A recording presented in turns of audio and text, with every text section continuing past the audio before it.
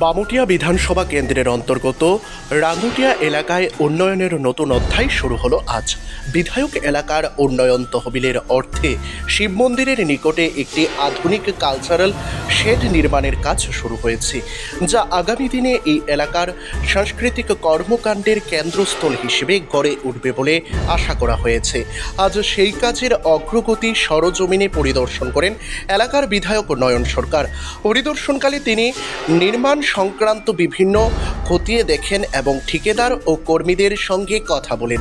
বিধায়ক জানান, এই কালচারাল শেড নির্মাণ সম্পূর্ণ হলে স্থানীয় মানুষদের সাংস্কৃতিক চর্চা, উৎসব ও সামাজিক অনুষ্ঠান আয়োজনের জন্য আর কোনো সমস্যার সম্মুখীন হতে হবে না। তিনি বলেন, উন্নয়ন মানে কেবল রাস্তা, আলো বা পরিকাঠামো নয়, মানুষের সাংস্কৃতিক ঐতিহ্য এবং সামাজিক বন্ধনকেও সমান গুরুত্ব দেওয়া প্রয়োজন। রাঙ্গুটিয়ার এই প্রকল্প সেই ভাবনাকেই বাস্তব রূপ দেবে। বিধায়ক নয়ন সরকার আরও আশা প্রকাশ করেন, আগামী দিনেও তিনি এইভাবে এলাকা ও এলাকার মানুষের সার্বিক উন্নয়নের লক্ষ্যে নিরলসভাবে কাজ করে যাবে। তিনি বিশ্বাস করেন, সরকারের সহযোগিতা ও জনগণের অংশগ্রহণ থাকলে রাঙ্গুটিয়াকে উন্নয়নের এক নতুন উচ্চতায় পৌঁছে দেওয়া সম্ভব হবে।